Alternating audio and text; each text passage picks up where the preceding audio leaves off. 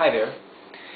We are in our 13th lesson in our Spanish freelessonsonline.com.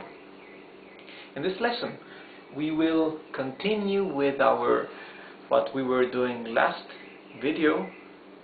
We were practicing going to a shop and asking for some prices of products, right? It was a basic conversation between a buyer and a seller, right? A salesperson. Now we'll go a bit deeper with some more questions and answers for bargaining and for paying and getting the change in return. Okay, so let's start with, again, we get into the shop and we ask for the price of something. In this case, it's gonna be a book. So the buyer talks or asks the seller.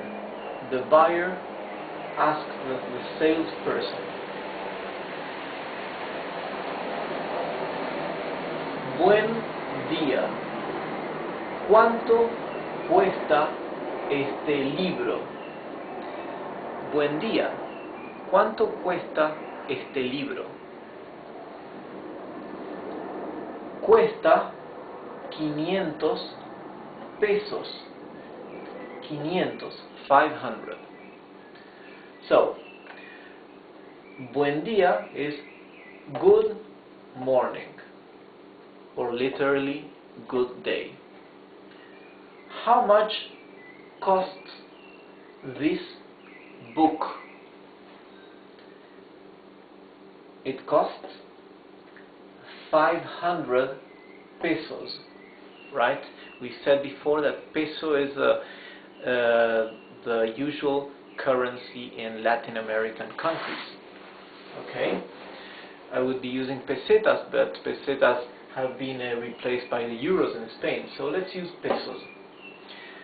Buen día, ¿cuánto cuesta este libro? Cuesta 500 pesos. 500 pesos. Está muy caro.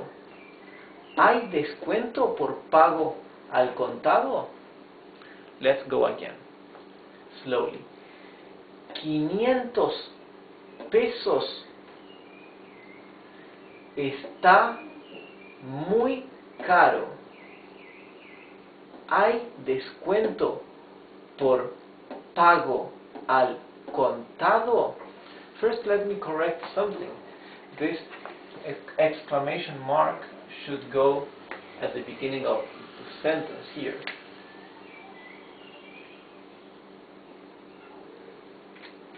This means 500 pesos. 500 pesos. That is very expensive. Is there discount for paying cash? Now that we know the meaning in English, let's read it one more time in Spanish. 500 pesos. Está muy caro. It is very expensive. ¿Hay descuento por pago al contado?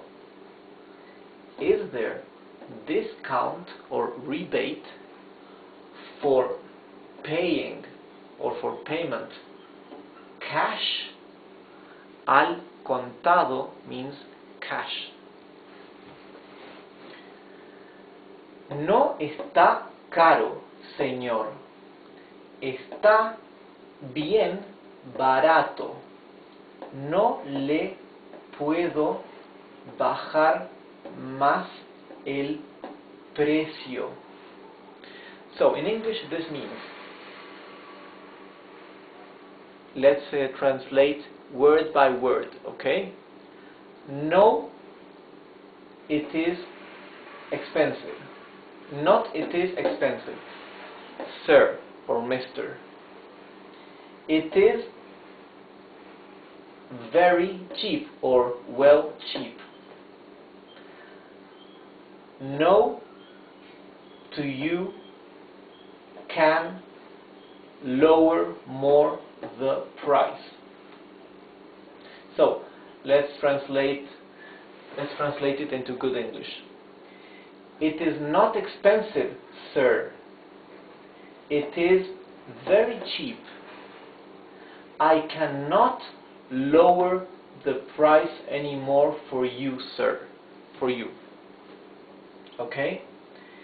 Now let's translate one more time, word by word.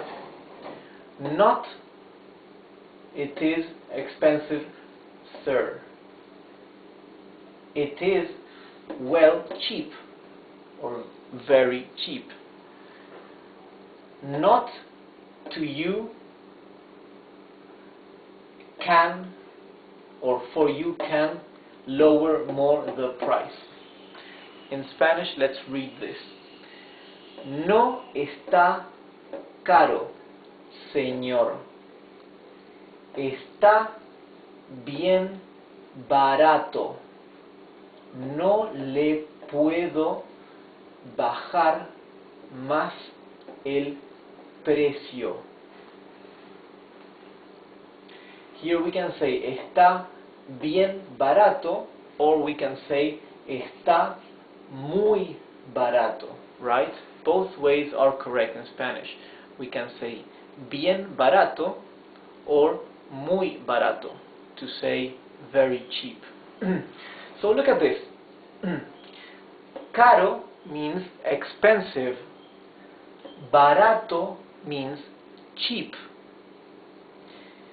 Descuento means rebate or discount. Al contado means cash.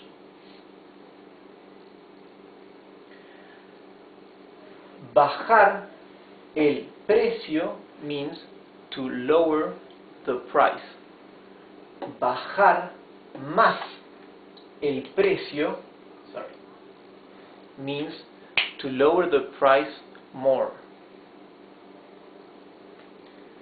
So the buyer replies, qué lástima, what a pity, or what a shame, or how unfortunate.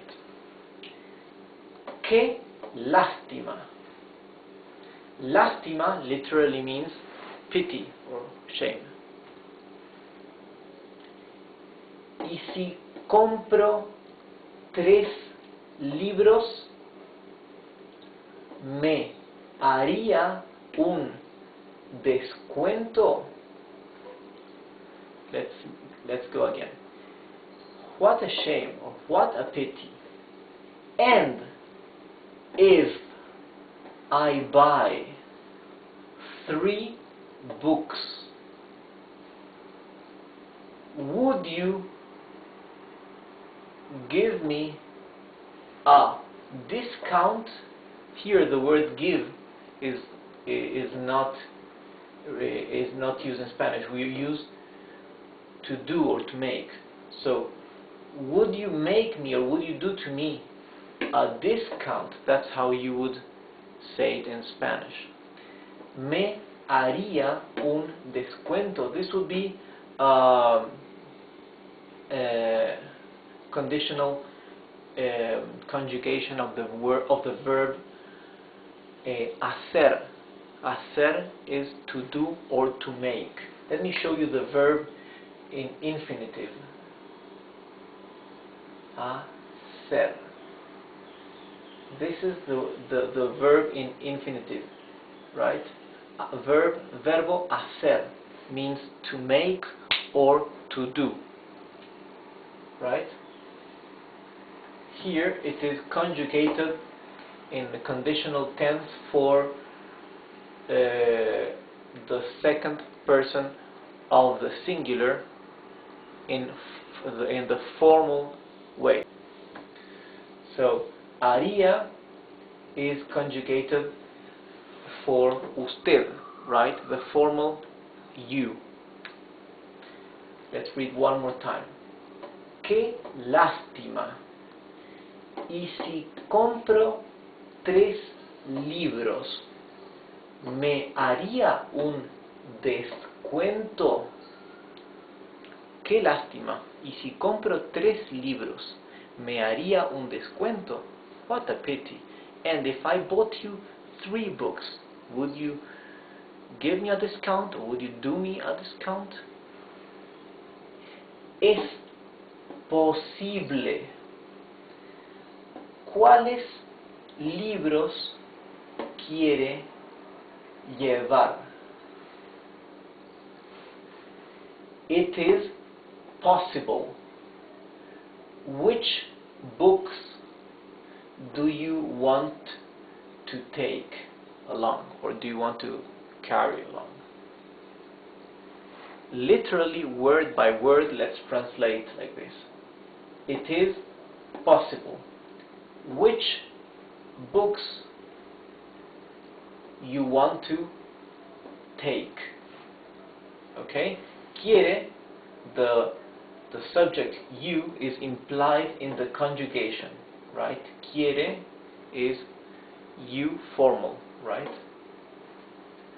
¿Cuáles is which, but in plural, because in Spanish you can use plural or singular. The singular, if you want to say which book singular, would be ¿cuál libro? Which books? ¿Cuáles libros? Let's read again in Spanish. Es posible. ¿Cuáles libros quiere llevar? Estos 3, or estos 3 libros. That would mean these 3, or these 3 books. That's what the buyer replies. These 3 books. Estos 3 libros. So the seller will say, los 3 juntos cuestan 1,400 pesos. Se los puedo dejar a 1,200. This in English means the 3 of them together cost 1,400 pesos. I can leave them for 1,200. Now let's translate word by word. The 3 together cost 1,400 pesos.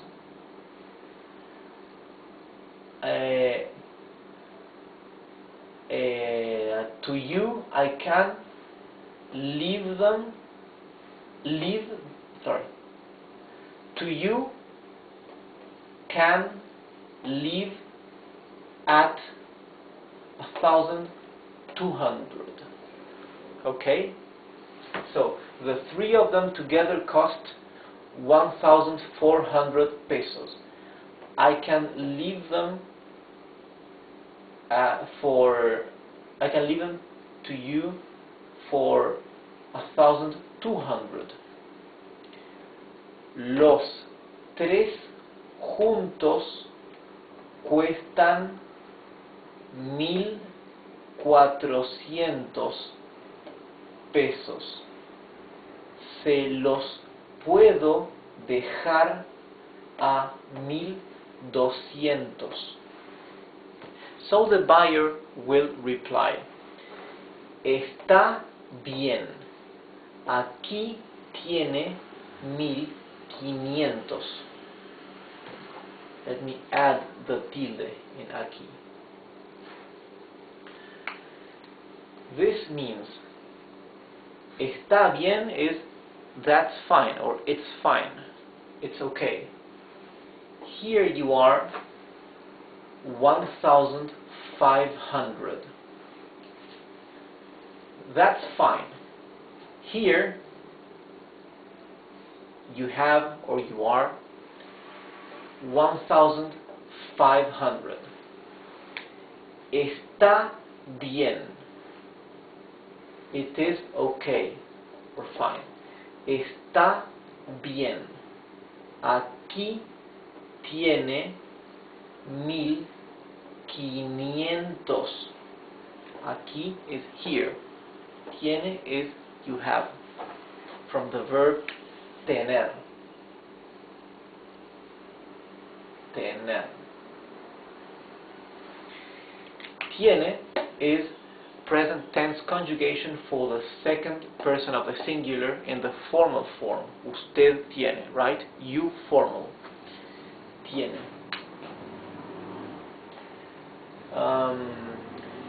You can go back to the previous lesson where I showed you how to conjugate regular verbs that finish in ar. Actually, this is a regular verb. This is a verb that finishes in er, in er. We haven't seen that yet, but we will in the next lesson.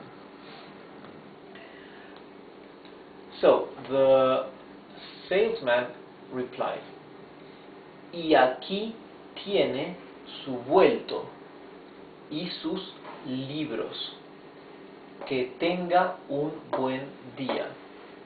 In English, this means, and here you have your change and your books. Have a good day.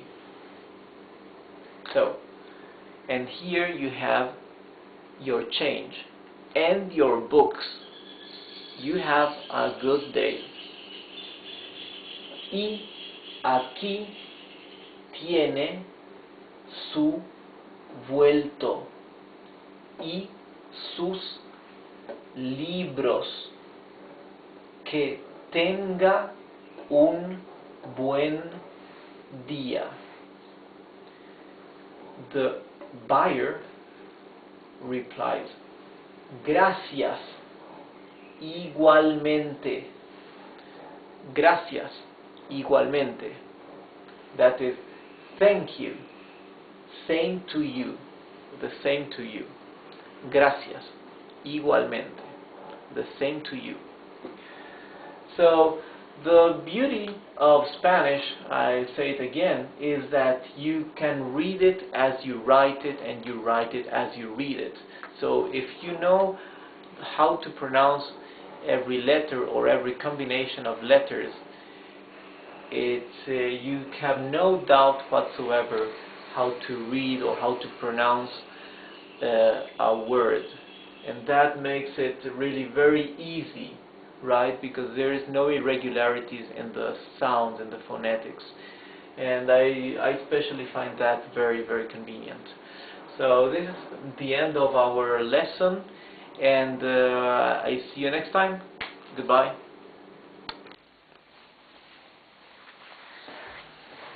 Hi everybody. We are in our 14th lesson, our 14th Spanish lesson at www.SpanishFreeLessonsOnline.com.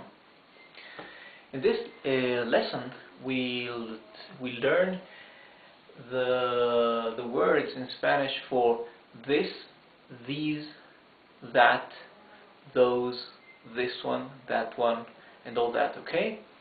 So try to pay attention at the pronunciation and at the spelling, and especially in this case at the difference that this little mark makes in the meaning of the word. You see this little line on top of the vowel, in this case of the letter E, is called a tilde in Spanish, and the tilde always marks where the accent is in which syllable the accent is. However, most words don't need a tilde, and some few do need a tilde. And there are rules for the tildes, so that we know when we use a tilde and when not.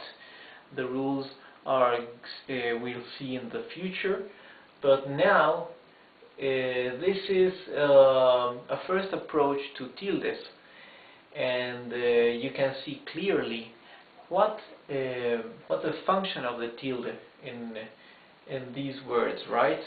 You can see when the word is the same word, but has a different function, you can actually differentiate which is a function of the word with the tilde. Same case as the word tú, right? Tú or él. Tú means you, él means he. You know that when you refer to the person tú or the person él, both words, both monosyllabic words have a tilde, right? I'll show you. Tú means you. Él means he. When they refer to the person, you or he, they always have a tilde. However, when tú is a pronoun like tu auto, right? This means your car. Here, the word tú does not have a tilde. Okay, so when tú means you, it has a tilde.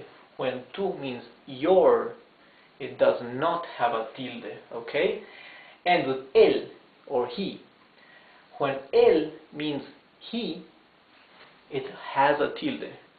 When él is an article, right? Definite, masculine, singular article, then it does not have a tilde. For example, auto, car, right? Auto is short form for automobile, right? Auto is masculine word, and since we are going to use a singular, right? We'll use a singular article. We'll say the car. In Spanish is el auto. El auto. Here, el does not mean he. Here it means the. In this case, el does not have a tilde as here. Okay? Well, this actually belongs to the fourth rule of the tildes, right? Here we'll see some more cases that belong to the fourth rule of tildes. So, let's see. Este libro. Look at the first phrase here. Este libro. Este means this. Este libro is this book. Now look. Which book? ¿Cuál? ¿Cuál means which one or which, right? ¿Cuál? Este, this one. You see, este has a tilde here. However, when we say este libro, it does not have a tilde. So, how can we translate to English the difference between este with a tilde and este without a tilde? Este without a tilde from este libro means this, right? This something, this book, this car, this something. That one does not have a tilde. When we want to say this one, in Spanish you say este. Okay? Este. You can see there is a tilde here, the line on top of the letter E. Okay? You see, so both are pronounced the same, only that este with a tilde means this one. Este without a tilde always needs to be followed by a noun or by an adjective that refers to a noun, okay? You can say este libro or este gran libro, this big book, okay? But needs to be followed by something else if you use este without a tilde. Like this book, right? You say you need to follow it with either a noun or an adjective. This book, this one, este. Okay? Now, while in English the word this refers to both masculine and feminine, right? Because actually, same as the English article, the is universal, right? For Spanish, however, you need to either use este or esta, depending on whether you're referring to a masculine or a feminine. Okay? To a masculine or a feminine object or word or noun or whatever. So, libro, book, is masculine. El libro, typically ending in an O, as most masculine words. Lámpara means lamp, a lamp. Lámpara, ending in A, is a typical feminine noun. So, esta lámpara, this lamp. ¿Cuál? Which one? This one. Sorry, esta. Here should be singular. Right? Because we are talking about lámpara in singular, just one lamp. Okay? If it were plural, it would have an S at the end, which is not the case. So, esta lámpara, this lamp. ¿Cuál? Which one? Esta, this one. Again, pay attention how esta, this one, has a tilde here, the line. When you say this lamp, this something, esta lámpara, it doesn't have a tilde. Okay? Now in plural, masculine plural, we say estos. Estos means these, masculine. Estos libros, these books. ¿Cuáles? Right? ¿Cuál would be singular. Plural would be cuáles. Right? For which. Which books? ¿Cuáles? Estos, these, okay? Estos with a tilde. Now I'll say estas lámparas, you see, feminine plural. So now the noun is feminine plural, lámparas. We say estas lámparas, these lamps. ¿Cuáles? Which lamps? Estas, with a tilde. Estas, these. Okay? Now we'll say those or that one. Instead of this one or these, we'll say those, that one. For those or for that, there are two words in Spanish that mean the same thing. They are synonyms. It is ese or aquel, or esa or aquella, right? I wrote a slash in between for you to see that either of these two is okay and they mean exactly the same in any Spanish-speaking country in the world, okay? It's just a matter of preference whether you want to use this one or this one. So, ese libro. So, libro is book, is masculine noun in a singular. So, we say that book is ese libro or aquel libro. Aquel libro. Which one? ¿Cuál? ¿Cuál? Which one? Ese or aquel means that one. You see, when you say that one, same case as here on top. Ese has a tilde. Aquel has a tilde here. Okay? Now we'll use a feminine singular noun. Lámpara. The same one we were using before for lamp. Esa lámpara or aquella lámpara. Aquella lámpara means that lamp.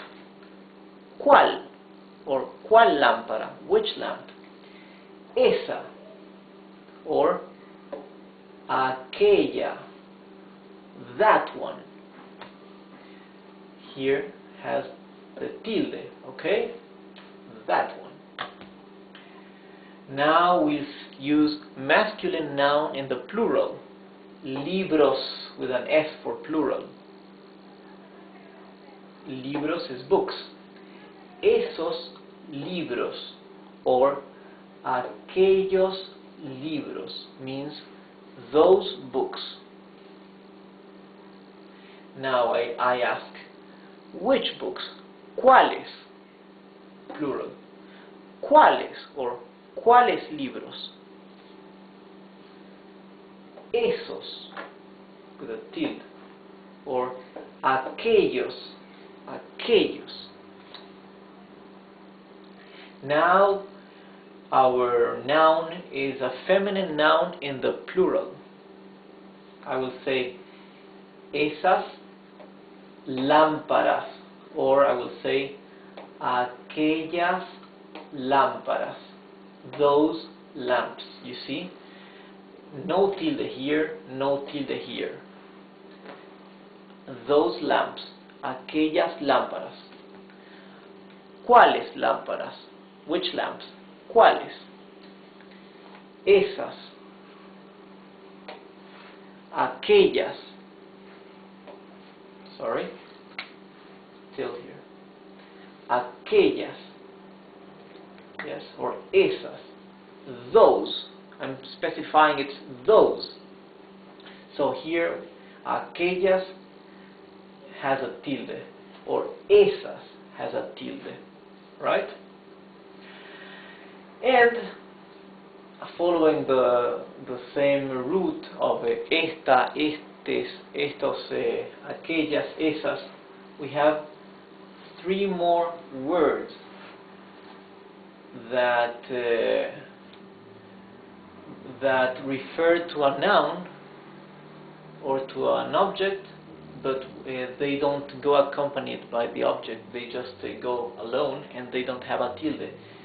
Is when you, for example, I want to say esto, this, simply this, nothing else. I don't want to refer to this one nor this eraser. I'm just saying this. In Spanish, the word is esto, okay? E-S-T-O. Esto means literally this. If you want to say that, right? Neither that chair nor that one, no, simply that. That. In Spanish, the word will either be eso or aquello. They are synonyms, so you can use either of both. Either of these. Eso, aquello means that. Okay? So, study these words, learn them well, and try to see the difference, understand the difference between each of these, because these are very useful words that we usually need in everyday conversation. And remember the difference when they carry the tilde and when they don't. Try to practice with different nouns or different objects. Este libro, esta lámpara, aquella puerta. Puerta means door. And or esto, aquello, eso. And so, well, just try to make this second nature in you. And I see you next lesson. Bye.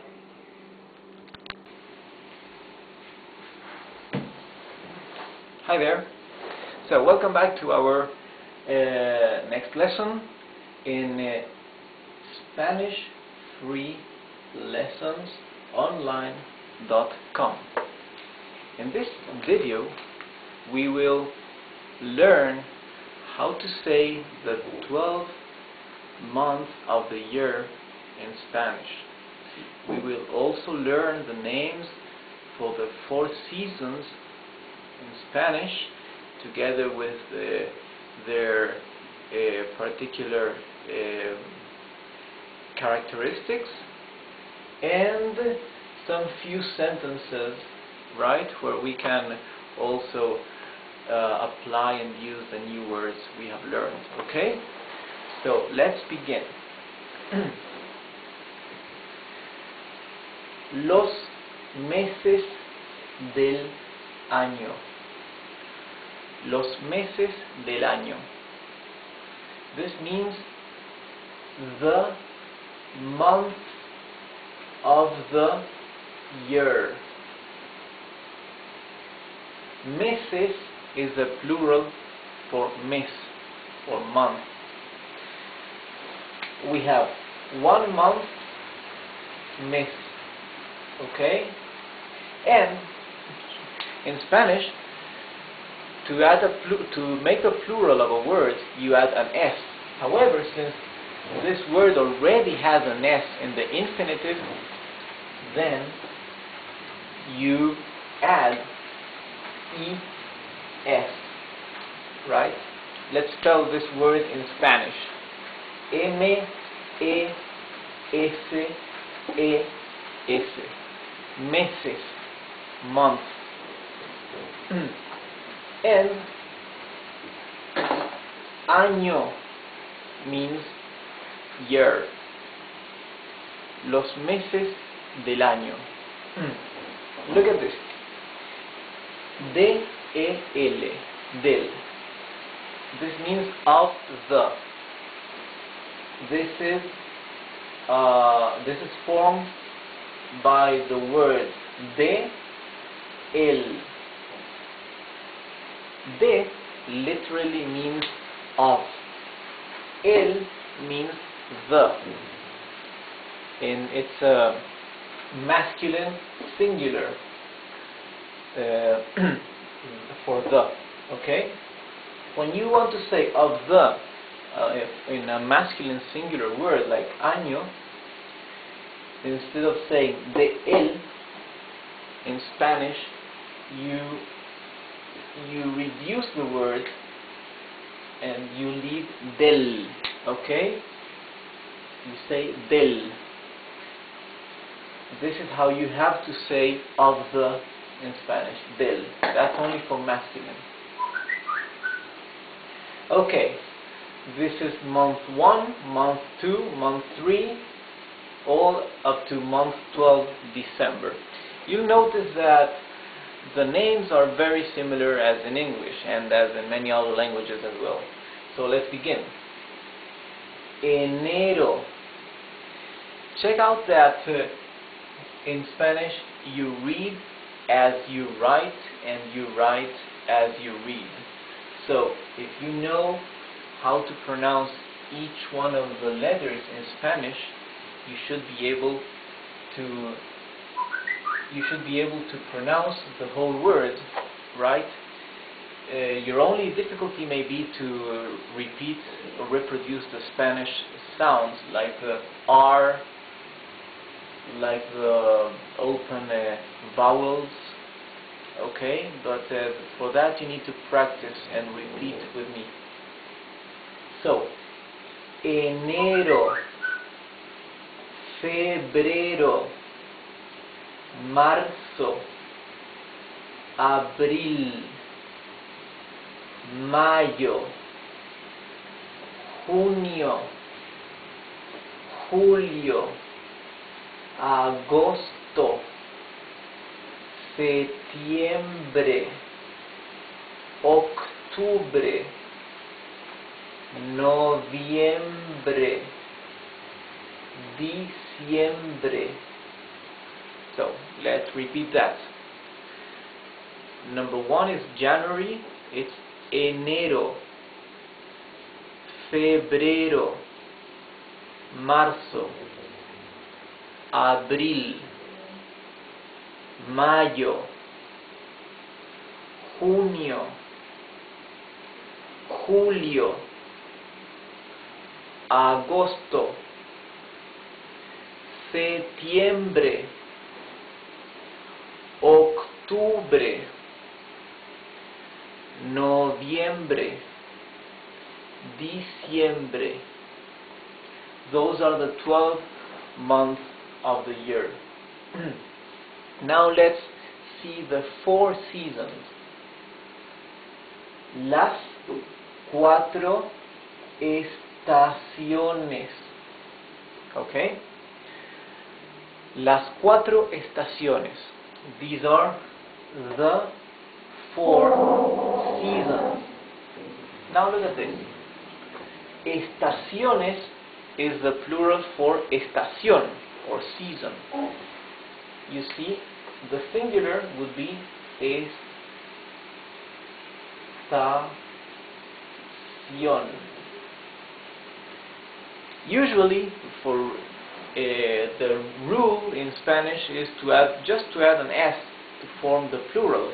However, in Spanish, you cannot have at the end of a word N and S together. So this would be incorrect for the plural, right?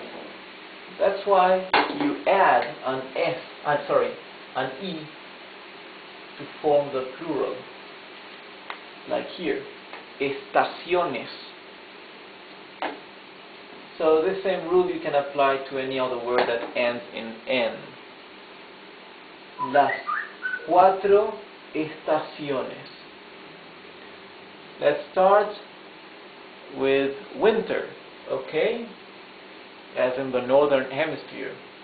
Although right now I'm in Brazil, that's southern hemisphere. But let's start with winter. Invierno. Invierno. Primavera, spring. Verano, summer. Otoño, autumn or fall. Fall or autumn. So let's go again. Invierno. Later we have primavera. Later we have verano. Later we have otoño. So let's go a bit faster.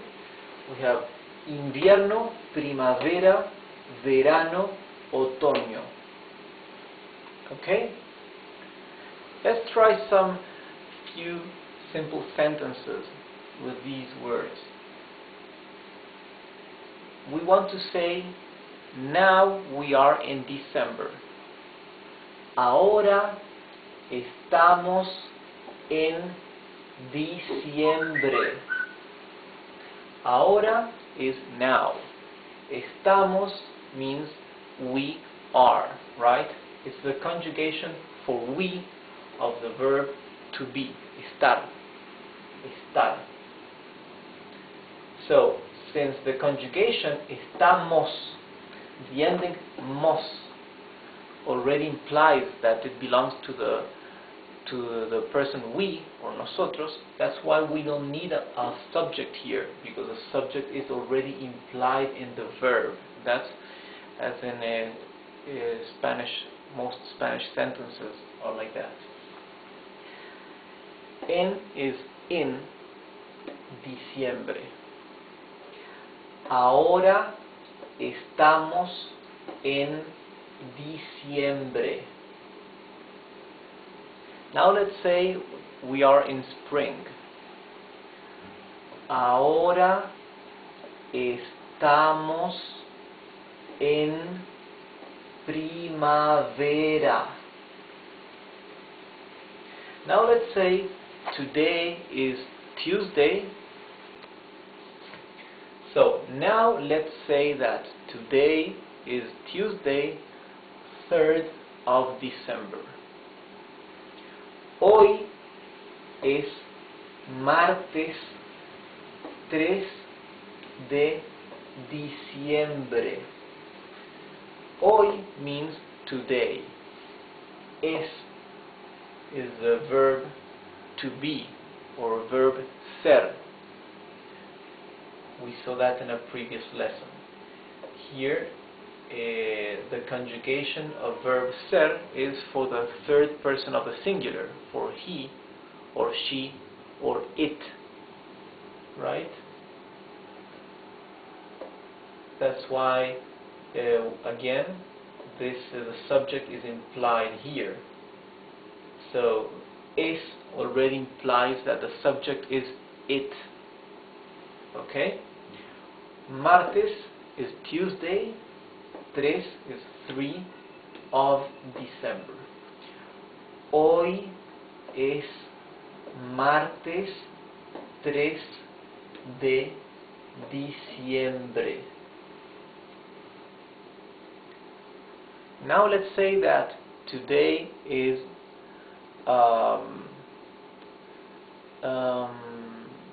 today is a cloudy day. Today it's cloudy. So let's say hoy es un día nublado.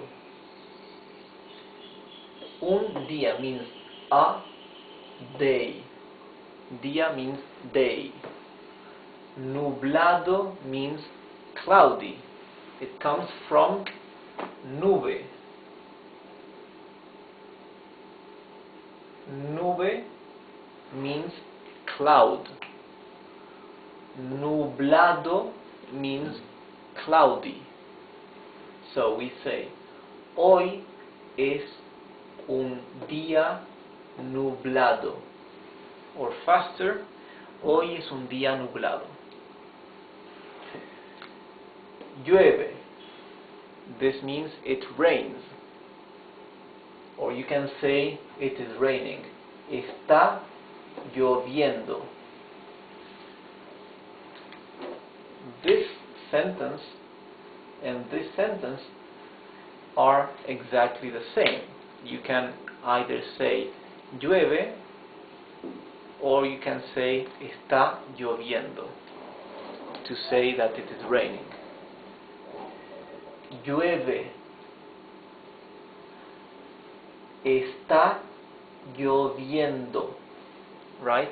This está lloviendo has exactly the same structure as the English sentence it is raining. It is raining. Está lloviendo. Here it means literally it rains. It rains, right? So llueve is the conjugation in present tense of llover, the verb to rain, for the subject, for the person it. Okay? Llueve. The verb is llover.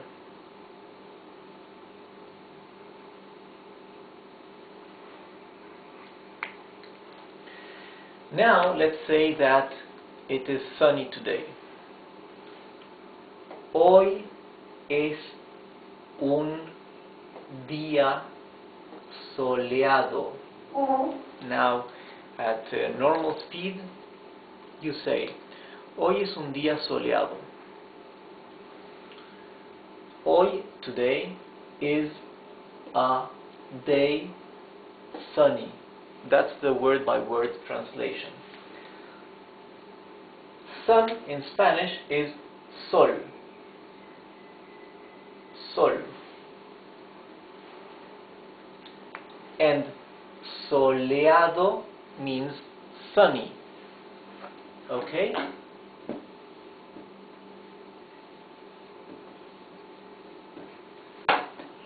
Now let's see some characteristics of each of the 4 seasons, okay? Características de las 4 estaciones del año. Characteristics of the 4 seasons of the year. Para invierno, or for winter, it is cold, right? So we'll write down, for winter, we'll write down frío. Frío, or cold.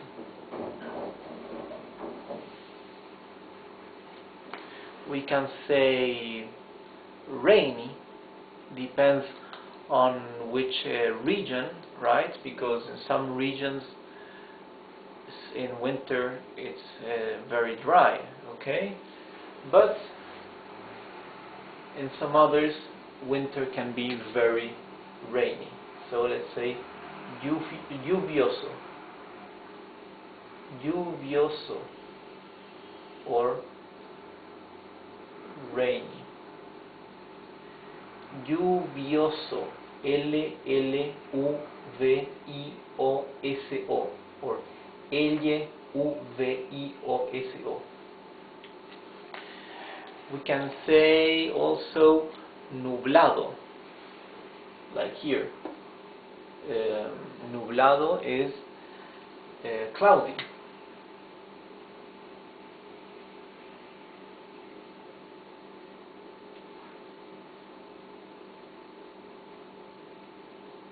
We can say triste, sad, because winter can be sad.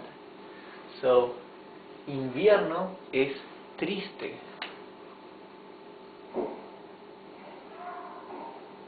Triste. Triste or sad. La primavera. ¿Cómo es?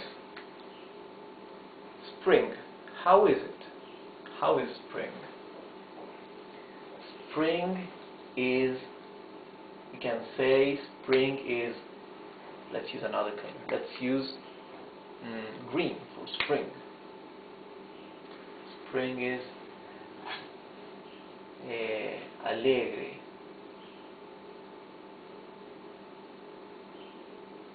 Alegre means joyful.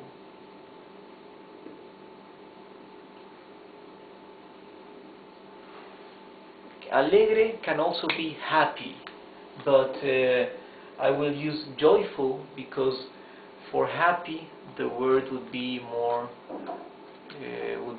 feliz, but you cannot use feliz for, feliz is more for happiness, you know. So let's use alegre and we translate it like joyful. Alegre. Primavera, la primavera es alegre. La primavera es romántica, romantic or glamorous.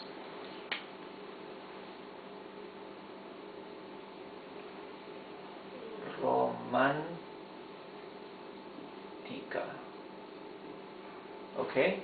Oh, sorry, I missed a letter T.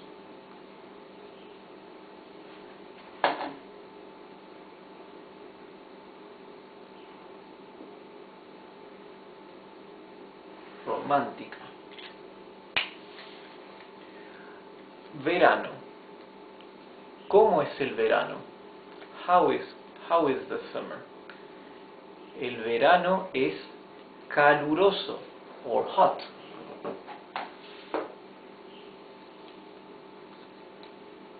Let's use red for summer. Verano es caluroso.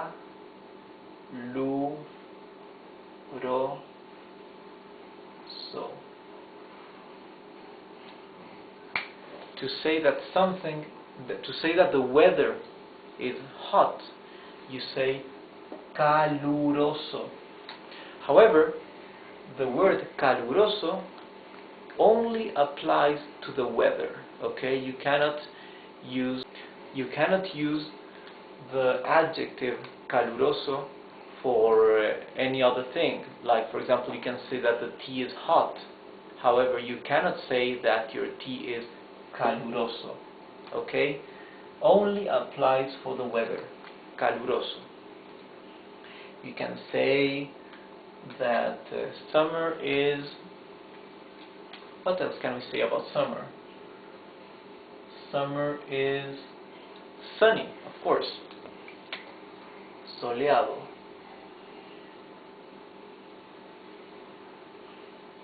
Soleado. You can also say that that summer is humid or dry, depending on the region, right? Depending on the country. So we can say, el verano es húmedo, húmedo. If you want to say that the summer is humid. Or you can say the summer is dry, seco. Seco. El verano es seco. Or very dry, muy seco. El verano es muy húmedo. Okay? Now for otoño or fall. We can say that the fall is what can we say? Colorful. Colorido. Colorido.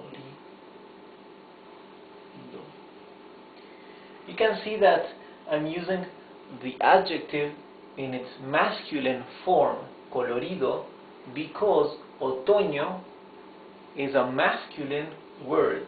You see it ends in O. El otoño es colorido. Colorido, colorful.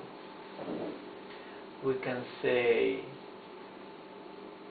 el otoño es seco. Okay? Or el otoño es ventoso.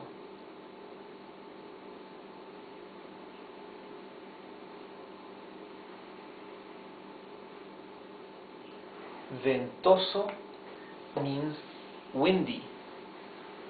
Ventoso comes from the noun viento. Viento means wind. Viento. If you want to say it is windy, you say ventoso. Está ventoso.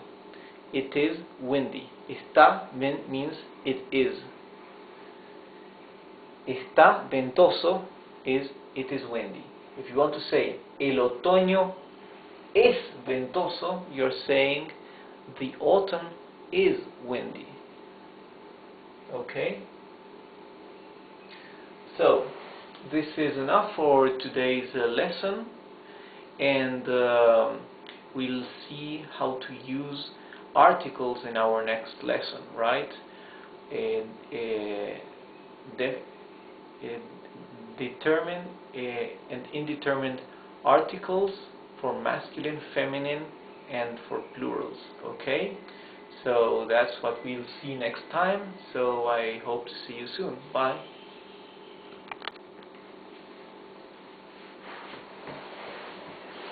Hi there, and welcome to the 15th lesson of our Spanish course at www.spanishfreelessonsonline.com. So in this 15th lesson, we will learn the articles in Spanish, right? The articles that precede nouns. We have the determined and indeterminate articles. I think that's how we call them in English, right? I think so. Anyway, you'll see what I mean. This is what I call the determined article and indeterminate article, because this is the, you always know you're specifying the noun or the object you're referring to. Here it's very inspecific. You're just saying a person, right? So this would be specific article or inspecific article. Let's see. I used different examples of words for it, so we could also learn a few more words. Niño means boy. Niña means girl. Niños, boys. Niñas, girls. Señor is gentleman, or sir, or mister, okay? Because actually for gentleman there is also a word caballero, and for lady, dama. But señor is a word that is used as caballero or gentleman, and also as sir, and as Mr., because you say Mr. Smith, Señor Smith, right? Señor González, Mr. González, Señora González, Mrs. González. Okay, so Señor is gentleman, Señora, lady, Señores, gentlemen, Señoras, ladies. Hombre is a man. Mujer, woman. Hombres, men. Mujeres, women.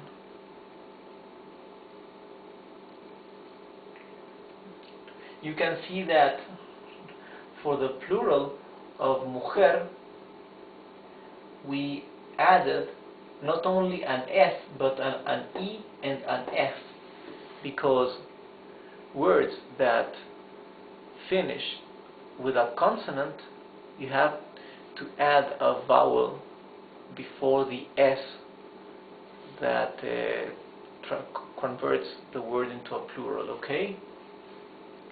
So let's begin. El niño, the boy. La niña, the girl.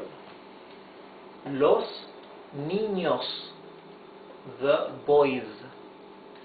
Las niñas, the girls. You see how easy it is in English. You have one same article for all these four cases. Masculine singular, feminine singular, masculine plural, feminine plural.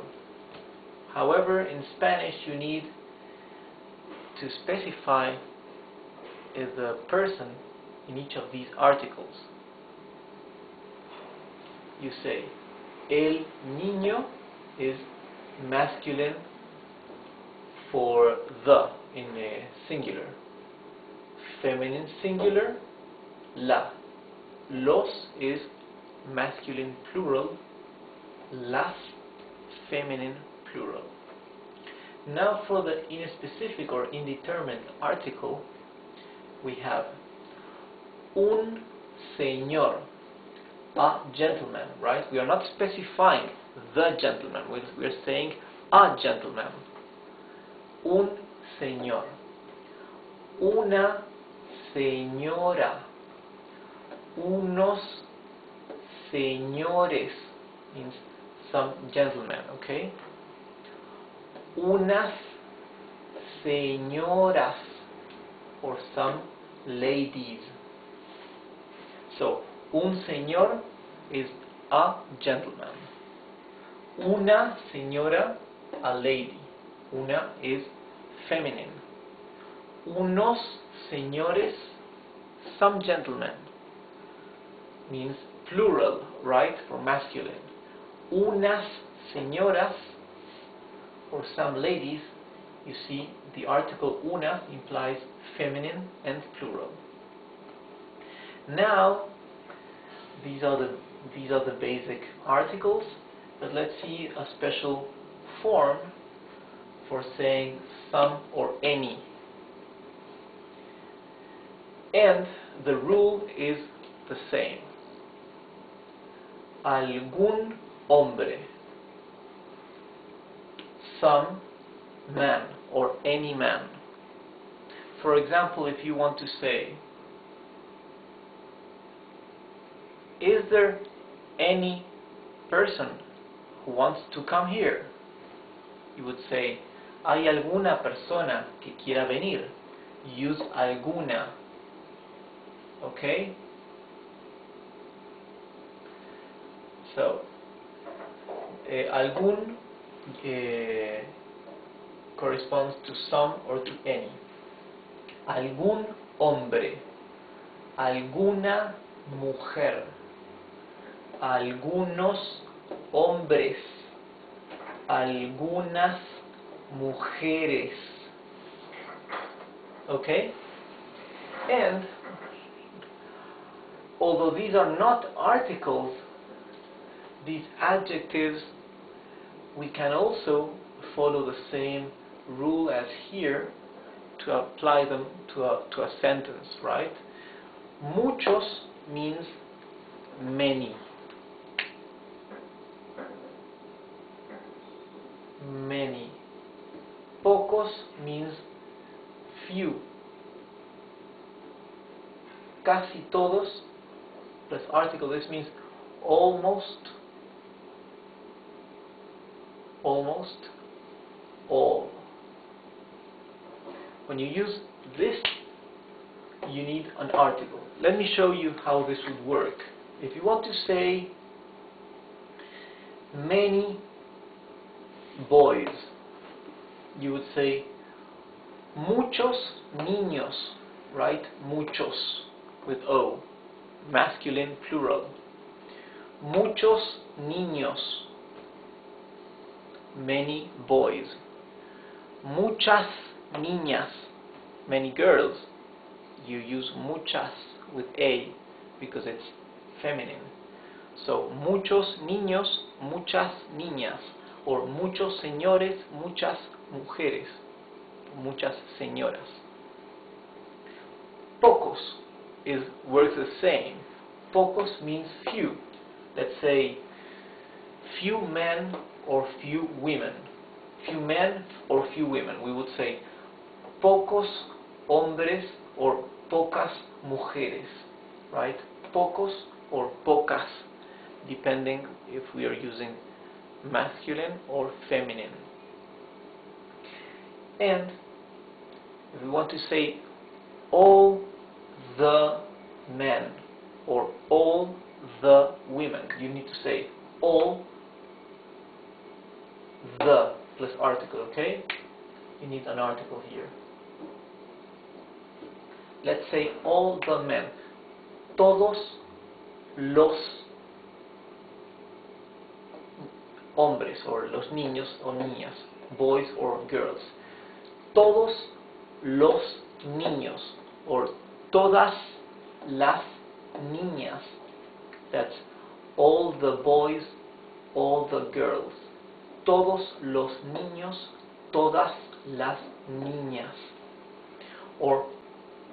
Or you can say almost all the boys, almost all the girls, right? In Spanish that would be casi todos. Casi means almost.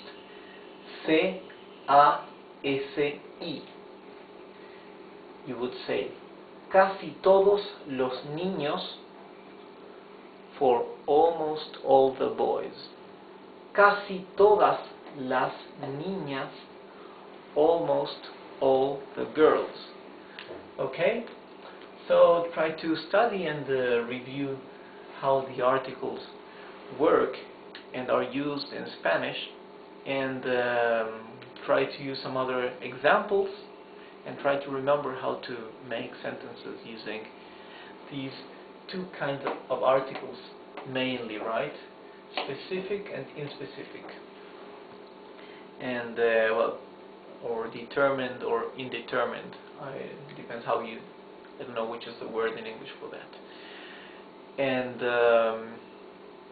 so this is the end of the lesson, and I see you next time in our 16th lesson of Spanish. Okay, goodbye.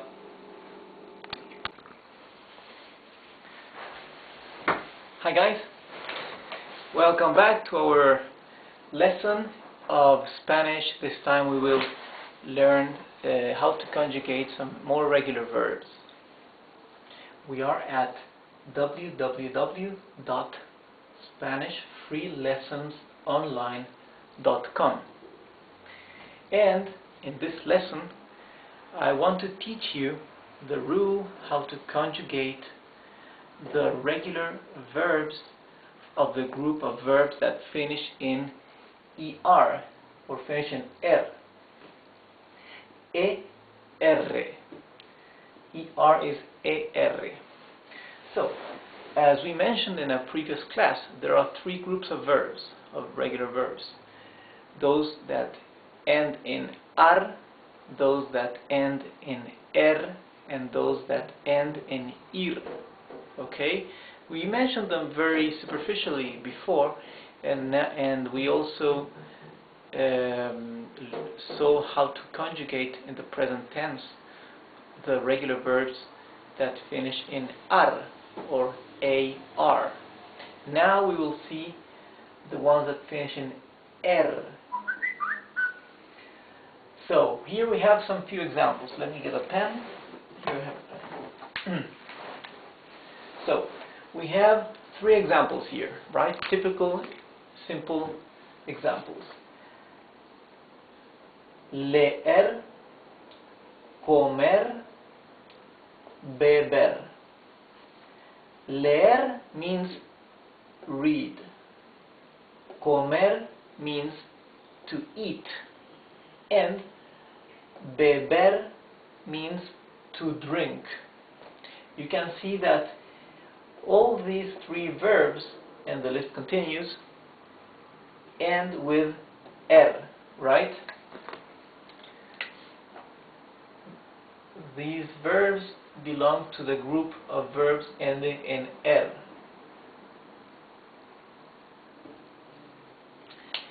Here it says verbos que terminan en er. That means, let's translate word by word. Verbs that end in er. So let's begin with the verb leer, or to read. Look, here we conjugate verb leer. Here we'll conjugate verb comer, to eat. And here we will conjugate the verb beber, or to drink. You can see that on the left hand side we have the pronouns in singular, and to the right hand side we have the pronouns in plural, like we, you plural, they, ellos. These two are you plural, okay? And so let's begin with verb leer. I want you to pay attention at this. The verb has a root. Oh, my cell phone is beeping all the time. The verb has a root, here the beginning of the word, and the termination er, okay? Here the root is com, okay? Let me underline the root of the verb in green. Le is the root. Com is the root. Beb is the root. So the root of the verb is what is not the ending of the verb, right? What classifies it into the three groups, okay? So the ending is er, and all the rest is the root of the verb, okay? So for the verb leer, or to read, we'll conjugate it like this. Yo leo. Pay attention that the root is always the same, and what changes is the ending for the conjugation. Let's mark the ending with red, okay?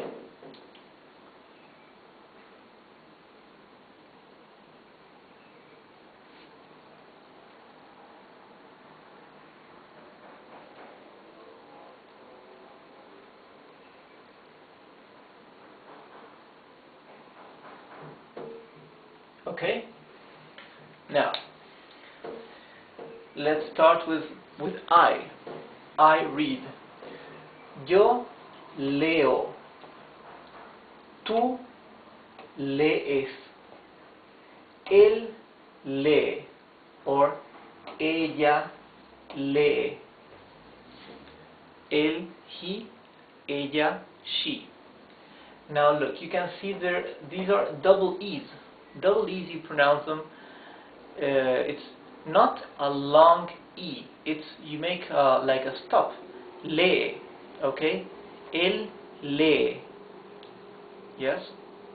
As if you try to pronounce two E's together. Lee. Or nosotros leemos. You see, you pronounce both E's. Nosotros leemos. That means we read. Vosotros leéis. Leéis. For you read, you plural. Ustedes leen. That's also you read, plural.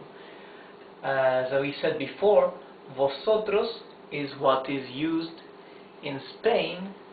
Ustedes is what is used in Latin America. And both forms are correct and acceptable academically. But the conjugation changes for vosotros and for ustedes. So although it means the same thing, you have to pay attention at the ending, how you conjugate. Right? Vosotros leéis for you read, or ustedes leen for you read. Ustedes has the same conjugation as ellos, they. Ellos leen. You see, these two are the same. So let's go again. Yo leo. Tú lees. Él lee, or ella lee. Nosotros leemos. Vosotros leéis. Ustedes leen. Ellos leen. Now let's conjugate the verb comer, to eat.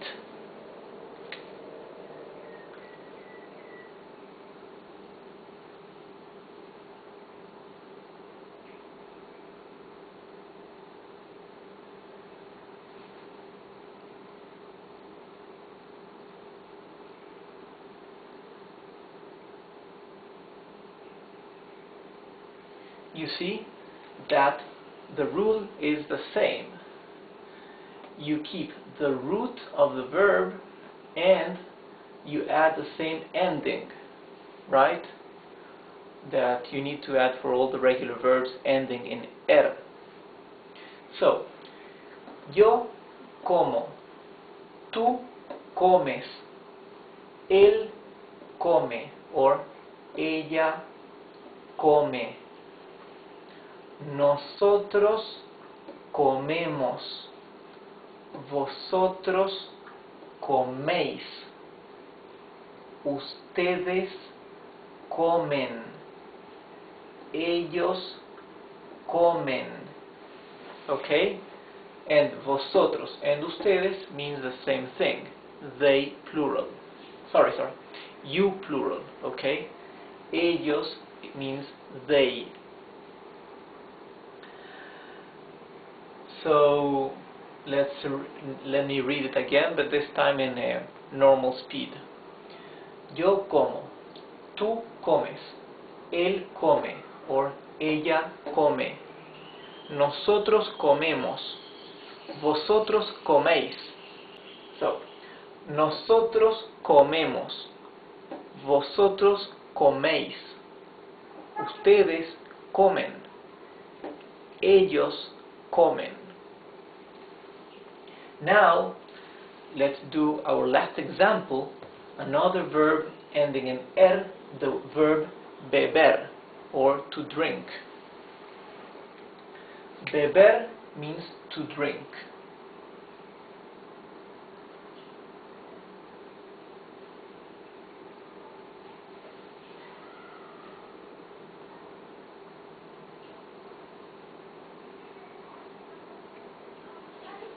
Okay, you can see the same rule still applies.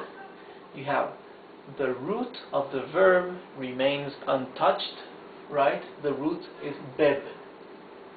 And the ending is the same ending as for all the other verbs. Yo bebo, tú bebes, él bebe, or ella bebe. Nosotros bebemos, vosotros bebéis, ustedes beben, ellos beben. So, now in normal speed. Yo bebo, tú bebes, él bebe, or ella bebe. Nosotros bebemos, vosotros bebéis, ustedes beben, ellos beben. Let me do this. Vosotros and ustedes mean the same thing, so I'll put this sign of equal between them, okay? So, you can see this is the rule that applies to conjugate in the present tense all the regular verbs that end in er, okay? Leer, comer, beber, and you have many more. So, let me see, are we missing anything here? There are many more examples, and there are some exceptions as well that we will see later on. The exceptions are some irregular verbs or some others that are semi-regular because the same rule applies, but they just add one letter in between for some cases, okay? Like entender would be yo entiendo, you just add an I, okay? But it would be very useful if you memorize this rule and you practice with other verbs that you can find. And this would be very useful to be able to make your own sentences and to communicate. So well, this is the end of our lesson, and I'll see you next time. Goodbye.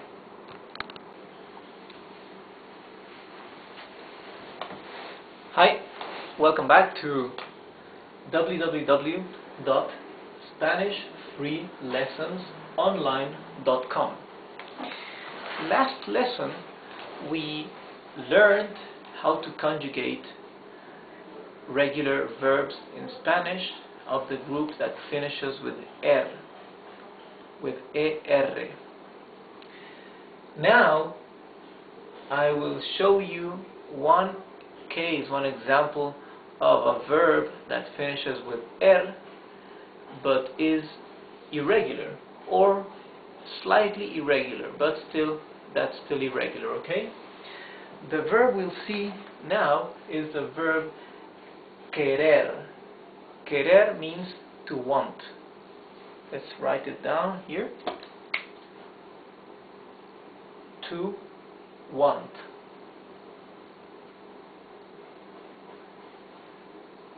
Try to pronounce the words querer, querer. You see that the R is the soft sound of the R because it's not at the beginning of the word and because it is not doubled. It is not double R. So it is not querer. It is querer. Querer. Verbo querer. That's verb querer. So let's begin.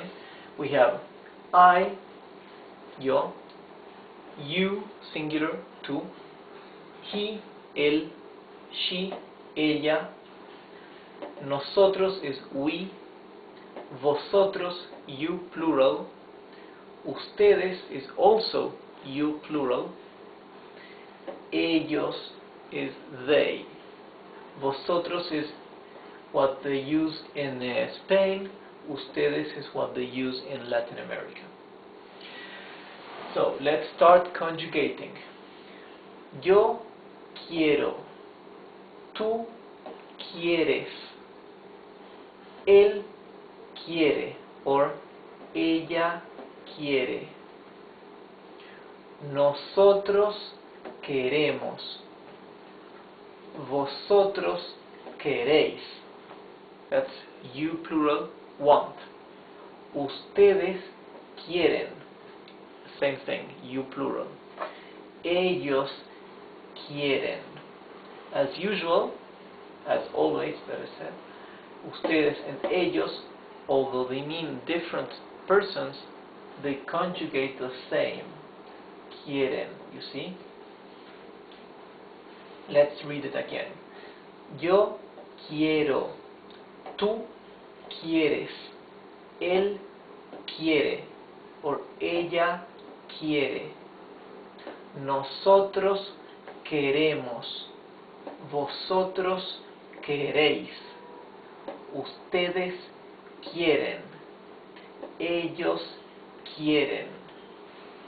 Okay?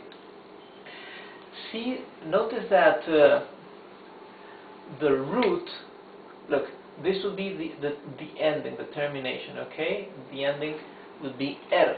It's a verb that ends in er. The root would be quer. However, in this verb that is irregular, you not only you add the termination, right? But you also need to add this letter I here in between. You see, that's why this is an irregular verb, because it's not exactly the same as all the regular verbs that end in er. Many other verbs, they are the same in the conjugation, but they add a letter I, like the verb entender, to understand.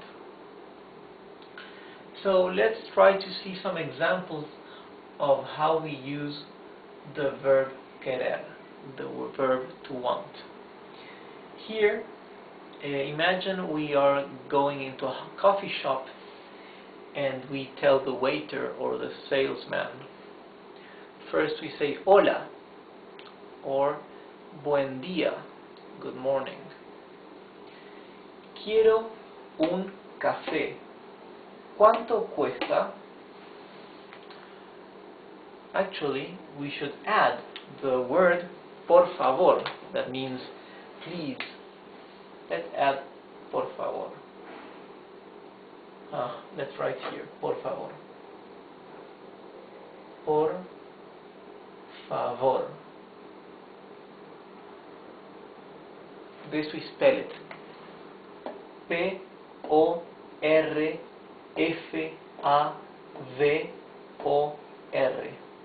Por favor. That's please. So this would go here, okay? So we would say, quiero un café, por favor. ¿Cuánto cuesta? As usual, we can omit the yo, the subject I, because since the verb, the conjugation of the verb already implies and shows that this is for the first person of the singular, quiero, you see, we can see it's yo. Then we don't need to say yo. And usually we don't say yo. We can say yo quiero un café, but usually or almost always we just say quiero un café, por favor. ¿Cuánto cuesta? This is how much does it cost? Literally, word by word, this is I want a coffee. How much costs? You can see that in Spanish it is okay to say quiero un café, right? In English you usually say I want a cup of coffee. In Spanish you can say quiero una taza de café, a cup of coffee. But usually we just say quiero un café, and that's okay, it's correct. The reply of the waiter would be cuesta 30 pesos. It costs 30 pesos. Again, here we are omitting the subject that is already implied in the verb cuesta. You see, cuesta is conjugation for it, or for he or she or it, okay? So this means the coffee. In English you will need to say it costs, or the coffee costs. In Spanish you can omit it. Cuesta 30 pesos. So, I'm the customer, I say, y también quiero una porción de torta de chocolate. Word by word, let's translate.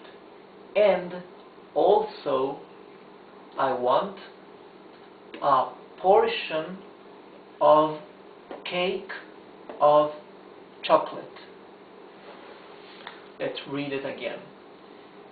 Y también quiero una porción de torta de chocolate. So the waiter will answer. Aquí tiene. Here you are. En total son 70 pesos. Here you are. In total it is 70 pesos. Pesos is the usual currency in Latin American countries. So take a look at this. You can say in total en total, or you can omit it. You really don't need to say en total, and usually we don't. So we would just say, aquí tiene. Son 70 pesos. And I will say, muchas gracias. Aquí tiene 100. That means very, very, or very much thanks. Here you have 100. That would be thank you very much. Here you are, $100. Muchas gracias, or simply gracias. Aquí tiene 100. So we are giving a banknote of 100 pesos to the waiter, and the waiter will say, y aquí tiene 30 de vuelto. Word by word translation, and here you have 30 of change. So your change is 30. Here you are. Let's read it again. Y aquí tiene 30 de vuelto. So let's read this one more time, but in normal speed. Okay? So I go into the coffee shop. I say, quiero un café, por favor. ¿Cuánto cuesta? Cuesta 30 pesos. Y también quiero una porción de torta de chocolate. Aquí tiene. En total son 70 pesos. Muchas gracias. Aquí tiene 100. Y aquí tiene 30 de vuelto. That would be in normal speed. Okay? So you better practice reading and pronouncing all these words, these sentences, so your tongue can naturally and without great effort pronounce these consonants and these sounds. Okay?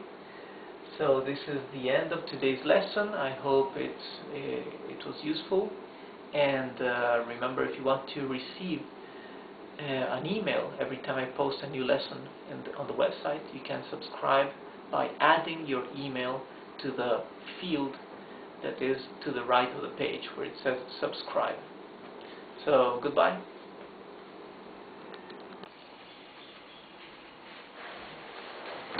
Hi. Welcome back to www.SpanishFreeLessonsOnline.com. This is our 19th lesson, and in this video we will learn how to say the time in Spanish. So we will divide this lesson in 2 or 3 parts, right? And here in this one we will just learn how to say the time in o'clock time, okay? No fractions, no half past, no quarter to, no quarter past. That will leave for next lesson. So when we ask what's the time, the most common way in Spanish is to say ¿qué hora es? Here, ¿qué hora es? This word by word literally means what time it is. Es is a verb to be conjugated for the third person of the singular, for it, he, she, or it. So this word already includes 2 words in one. It means it is. Okay? So, ¿qué hora es? Now, if we want to say it is 9 in the morning, we will say son las 9 de la mañana. This literally means it is, or better, they are the 9 of the morning. You see, in Spanish, here when you say the time, if it is more than one, you don't say it is, you say they are. So here, instead of using the word es for it is, you use the word son for they are. Son las 9 de la mañana. And this is also curious, because you see that even the number 9 has an article here, right? Las. Las is a feminine plural article, right? 9. Why do we use a feminine? Actually, the number is not feminine, but it refers to hora. Hora is feminine. Actually, this would mean son las 9 horas de la mañana. But we never say the full sentence. We just say son las 9 or son las 8 or 8 o'clock, okay? So, as we said, they are the 9 of the morning. Son las 9 de la mañana.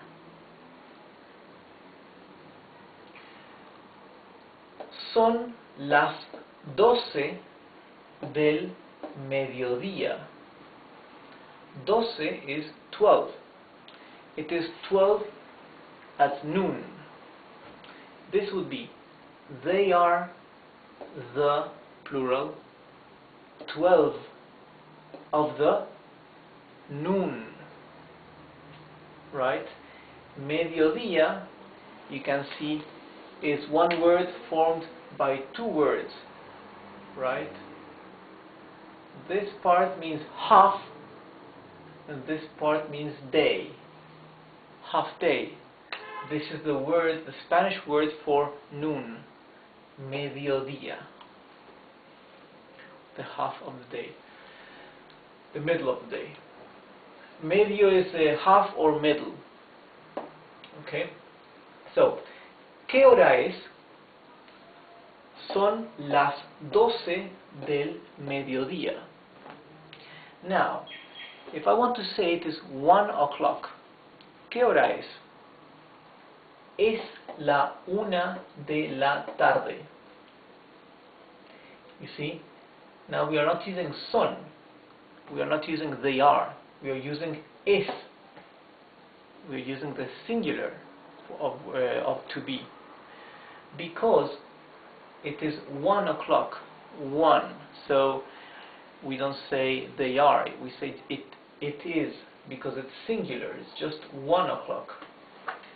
So es la 1 de la tarde. Tarde means afternoon. Tarde has two meanings in Spanish. It means late, or it means afternoon. We can use tarde when we say I'm getting late. Estoy llegando tarde, right? Or we can say es tarde. It is late. However, if we say es de tarde, we are saying it is afternoon. So here we are saying it is 1 o'clock in the afternoon. Es la 1 de la tarde.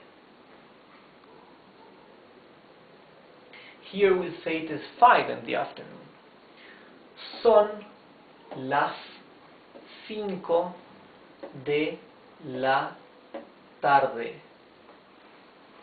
You see, now since 5 is plural, unlike 1, we are using son las instead of es la. Okay? Son las 5 de la tarde. Now, for 8 o'clock in the evening, we will say son las 8 de la noche. Son las 8 de la noche. That's how we would say it in normal speed. Son las 8 de la noche.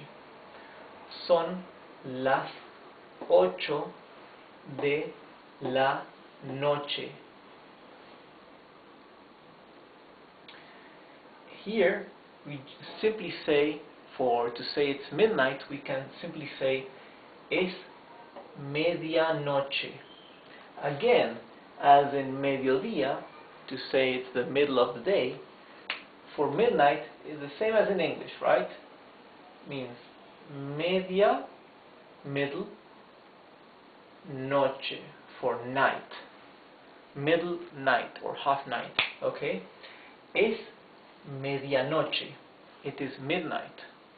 You can also say son las 12 de la noche. It is 12 at night.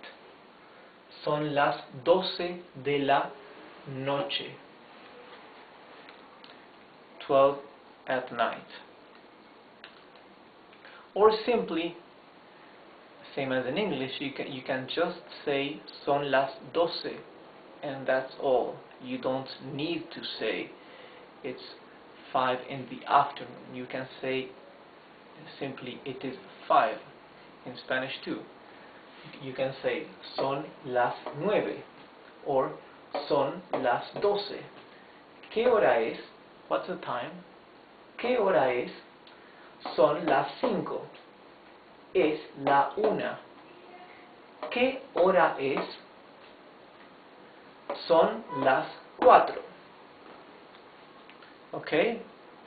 But if we want to say, to specify, it's 4 in the afternoon, it's 10 in the evening, that in Spanish that's more common and more frequent than it is in English, okay? So we can say here, if we want to say it's 4 in the morning, we can say son las 4 de la madrugada. Okay? Or you can also say son las 4 de la mañana.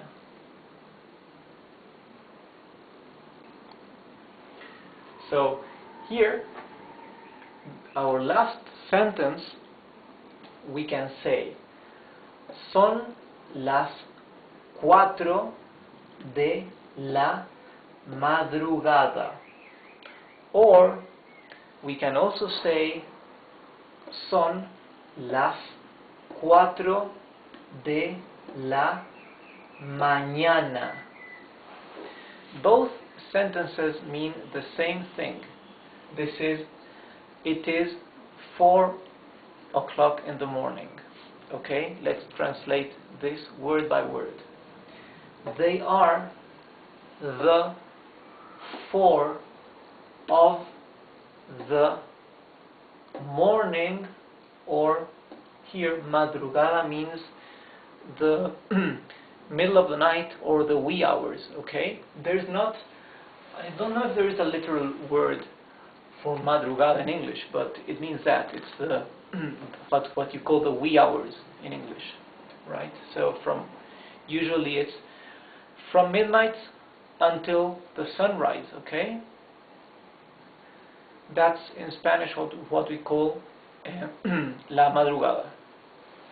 Sorry. So son las 4 de la madrugada, of the wee hours. Or you can also say of 4 in the morning, 4 de la mañana. However, madrugada is a very frequently used word when you refer to these hours in the morning before the sunrise, okay, the wee hours. So here I drew this, I don't know if to call it drawing but for you to see in Spanish how we can divide the hours of the day in morning, evening, the wee hours, okay? It's very similar to English, but probably the afternoon extends itself a bit longer because Spanish-speaking countries usually have they have their late dinners, and so the afternoon can extend itself a bit longer. I think so. I'm not really sure. So, for example, here, let's imagine this is 1 in the morning, 2 in the morning, 3 in the morning. This is 12 at noon, 1 p.m., 2 p.m., 3 p.m., right? 20 p.m. or 8, sorry, 20 hours or 8 p.m. and this 24 is midnight, okay?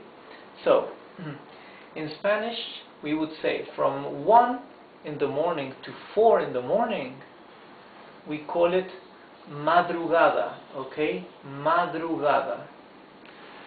Madrugada would be, as we said, the wee hours, right? Or the moment between, the time between midnight and the sunrise, okay?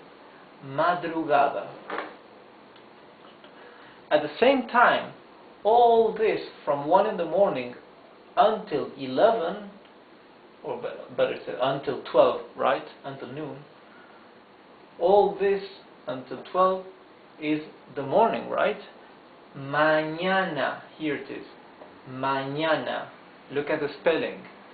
M-A-Ñ-A-N-A.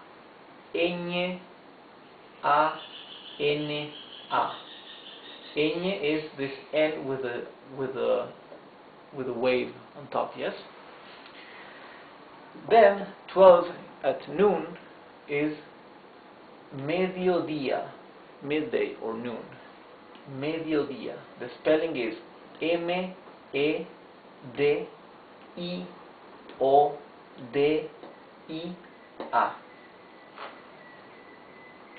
Now from 1 p.m. until 7 p.m. including 7 p.m. So it's from 1 p.m. until 8 p.m., right? Excluding 8 p.m. We have the afternoon. In Spanish it is tarde. The spelling is T-A-R-D-E,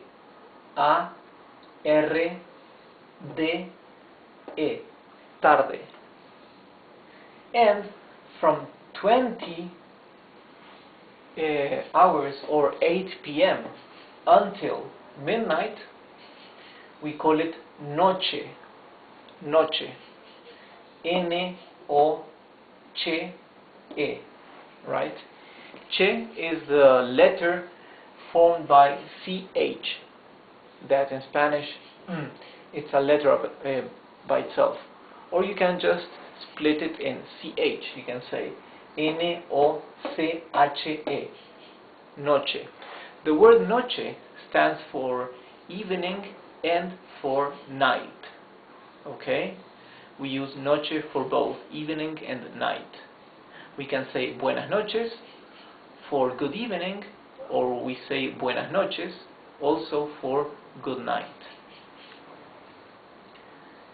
So our last one here, 24, this is midnight. Okay, medianoche. Okay, we had seen this before. Medianoche for midnight. The spelling is M-E-D-I-A-N-O-C-H-E.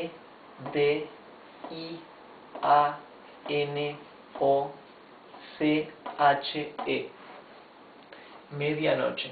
Okay, this is all for today's lesson. Next lesson we will see how to tell the time in fractions with a quarter past, half past, okay? So it's going to be more real. so you can be prepared for telling the time in Spanish for whatever time it is. Okay, so I see you later. Bye.